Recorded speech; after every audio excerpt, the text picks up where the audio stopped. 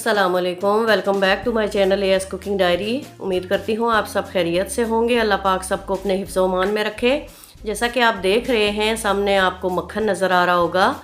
तो मेरे पास काफ़ी दिनों की बलाई पड़ी हुई थी फ्रीज़र में, तो जिससे मैंने इस मक्खन को तैयार किया।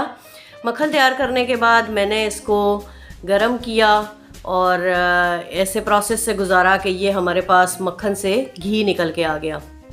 घी भी बन गया और साथ हमने जो है वो एक मीठा भी तैयार किया है देसी घी वाला।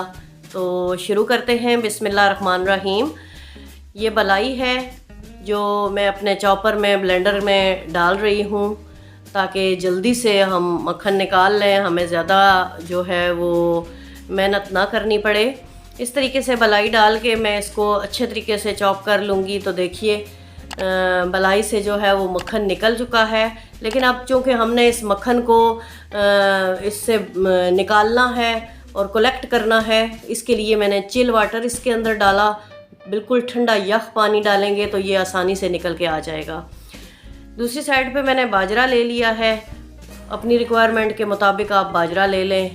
तो मैंने तकरीबन 1-1.5 कप बाजरा लिया था। इसको थोड़ा सा मैंने चॉप कर लिया, दरदरा सा चॉप किया है। आधा साबुत है, आधा जो है वो चॉप हो चुका है। तो उसको मैंने धो के भिगो के रख दिया। अब जब आपका मक्खन जो है वो मेल्ट हो जाए, आपका मक्खन जब मेल्ट हो जाएगा तो फिर आपने उसके अंदर बाजरा डालना है, उसको पकाते रहना है, चम्मच चलाते रहना है। साथ थोड़ा सा पानी ऐड करना है, 1/2 कप, ताकि आपका बाजरा अच्छे से गल जाए। 1-2 दफ़ा चेक करते रहिएगा। अगर बाजरा ना गले तो थोड़ा सा और पानी ऐड किया जा सकता है। थोड़ा सा नमक डाल रही हूँ, 1 पिंच हल्दी का डाल रही हूँ कलर के लिए।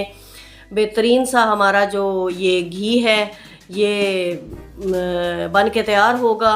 तकरीबन 15 से 20 मिनट लगेंगे इस सारे प्रोसेस में। तो आपके पास देसी घी भी आ जाएगा और साथ आपके पास एक बाजरे की स्वीट भी आ जाएगी।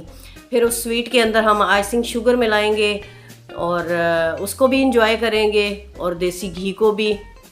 मैं आपको दिखाती हूँ फाइनल लुक। ये देखिए फाइनल लुक, ज़बरदस्त घी भी बन के तैयार हो चुका है और साथ बाजरे का मीठा भी। आप भी ज़रूर बनाइएगा, ट्राई कीजिएगा, मुझे अपना फीडबैक दीजिएगा। मिलते हैं इंशाल्लाह नेक्स्ट वीडियो में। तब तक अल्लाह हाफ़िज़।